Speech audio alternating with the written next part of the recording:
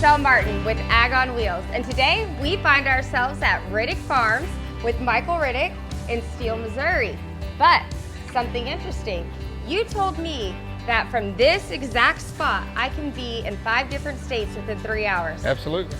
That can never happen in Texas. But we're gonna visit 2 states today, Arkansas and Missouri. That's correct. And we're gonna learn all about soybeans. So you ready? I'm ready. All right, let's go. Let's do it.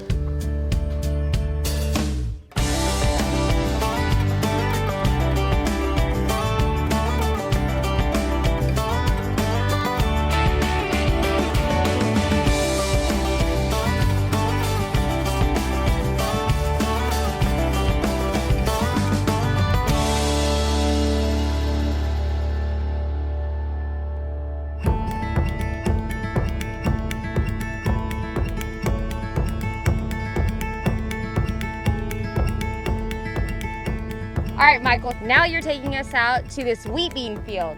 Explain to those at home who don't know what a wheat bean is. Sure. So we grow winter wheat here in the Boot Hill of Missouri and northeast Arkansas. So this wheat was planted back around October 15th of last year. And then we harvested the wheat around June 10th or so this season. So behind the wheat, we plant double crop beans. So they're a little later planted. These beans are around the R3 maturity group stage, so they're really flowering a lot. All right, so show me an actual R3 stage now that we're in the field. Sure.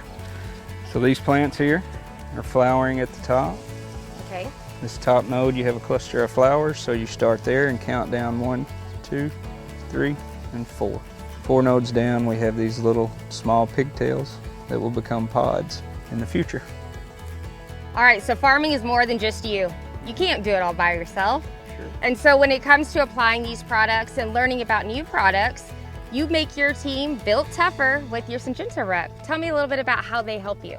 We do. So we use a couple different products from Syngenta other than the chemicals. We use LandDB. So I have a rep that helps me with that. And then I have a crop protection sales rep that helps me with that. And these are also NK soybeans. So we have a rep that helps me with soybean varieties and trials on this farm. So with all that combined, helps you build a tougher crop and a tougher farm, and that's why you're successful, right? That's right. That's why we're still here. That's right.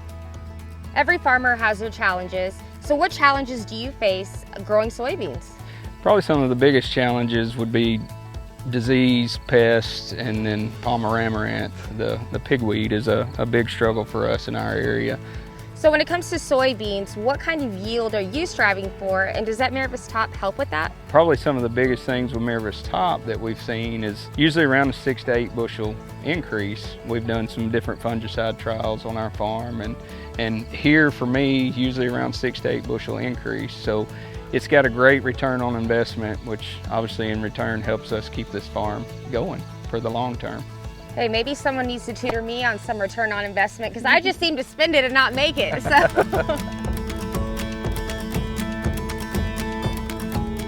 We're standing in a much more mature field now. So what stage is this field in? This field here is around R5.5 to R6, so it's about done putting the pods on. And so R4, R5 means we're getting close to harvest, right?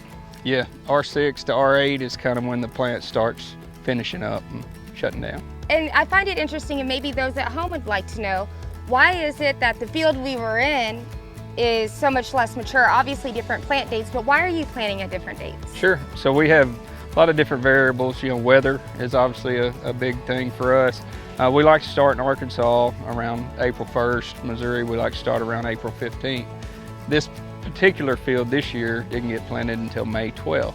So a lot of variables here. It stayed wet longer, this spring, so that pushed our planting date back. This farm, the Mississippi River, is right across the levee that we see kind of in our background, and so we get seep water from the river. If the river's up too high, there will be water standing in this field just from the river. So a lot of different variabilities on when we get to plant, but preferably April is when we want to plant beans, but we don't always get that. It's just so much more than planting that seed in the ground. You really have to be able to understand your land, to understand the environmental factors and everything that goes into it. Michael, we've talked a lot about the logistics of our soybean crop, but I really want to dive deep into more of the history of your farm and about the relationship that you've had with your dad. I know that he was such a mentor to you, and you know, he's since passed on, but tell me a little bit about your dad and your best memory of him on the farm. Sure.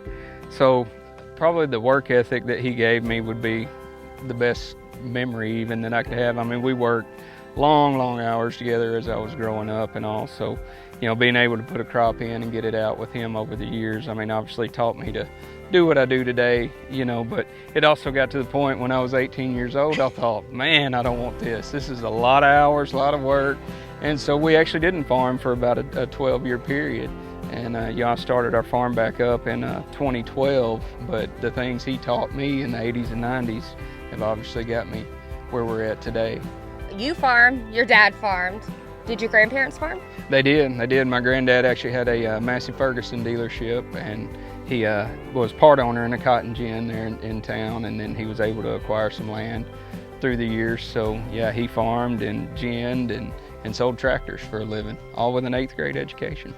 That's, you know what, I feel like those stories are just so impactful and so important, because if you put your mind to something and you love something, you're gonna make it work. That's right. It's all about hard work and dedication. That's right. And how important is it for you? I know you said you have a boy, correct? Two boys. Two boys. Two boys. How important is it to you that they carry on your legacy? It's very important, because the hard work that I've put into this and then trying to train them up, you know, obviously I would love to be able to pass it along to one or both of them, you know, if they're interested. But probably one of the biggest things for me is I don't want to push them so hard that I push them away.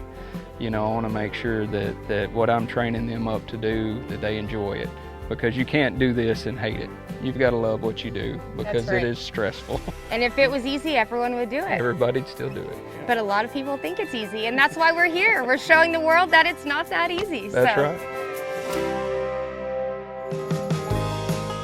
That was quite the tour, and I know that there's so much more that you could have shown us, but we don't have all the time in the world. Sure.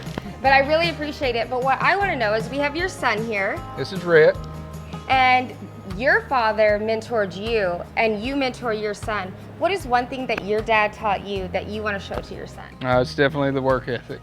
That's the main thing, and you know, when it comes to farming and owning your own business, if you don't have the work ethic, you're not going to make it. That's all there is to it. So especially with this guy, and then my older son as well, we try to teach them to work hard and you know, put in a hard day's work and reap the benefits of it.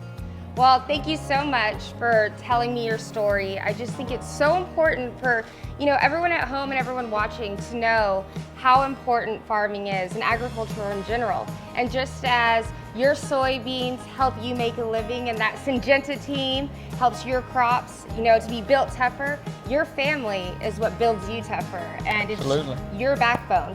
So thanks for opening up and sharing your story. You're and welcome. We look forward to coming back and seeing harvest. Absolutely, anytime. Get ready. Alrighty. All right, where will I be next? We're coming back here. We'll see you guys next time. God bless.